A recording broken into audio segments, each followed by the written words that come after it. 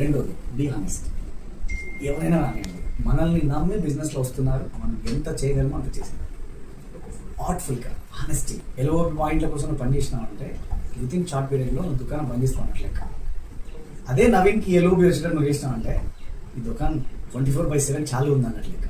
ఇప్పుడు శ్రీనివాస్ పట్టే మనకి ఎన్ని దుకాణాలు ఉంటాయినా 4.5 లక్షల దుకాణాలు ఉంటాయి. అలా అడప తీసేవో 1,00,000 ఉంటాయి, జర కంటిన్యూ తీసేవో 2 లక్షలు ఉంటాయి, కొన్ని ముదపడి ఉంటాయి ఉంటాయి కదా కామన్గా. సో దాంట్లో పెరగాలంటే షాప్ ఓపెన్ అవ్వాలి, మైండ్ ఓపెన్ అవ్వాలి. అప్లైన్ డౌన్లైన్ యూస్వీ నువ్వు ఎంత బ్రాంచ్ నువ్వు సిల్వర్ ఏంది అన్న పోతుంది బిజినెస్. నువ్వు డైమండ్ అయినా నువ్వు యూస్వీ అయినా బ్రాంచ్ దగ్గర బ్రాంచ్లా ఉంది, సిల్వర్ దగ్గర సిల్వర్లా మెయింటైన్ చేయాలి, డైమండ్ దగ్గర డైమండ్లా ఉంది, యూస్వీ దగ్గర యూస్వీలా ఉంది. ఇప్పుడే జాయిన్ అయిన వ్యక్తి దగ్గర 5% లీటర్లా ఉంటుంది, మారిపో కోసం. అది నీ సక్సెస్. ఐ నో ఎవ్రీథింగ్ అనే యాటిట్యూడ్ ఉంది అంటే మనం ఫెయిల్. నాకు తెలుసు నువ్వేం చెప్పేదంటే పోతుంది బిజినెస్. Learning is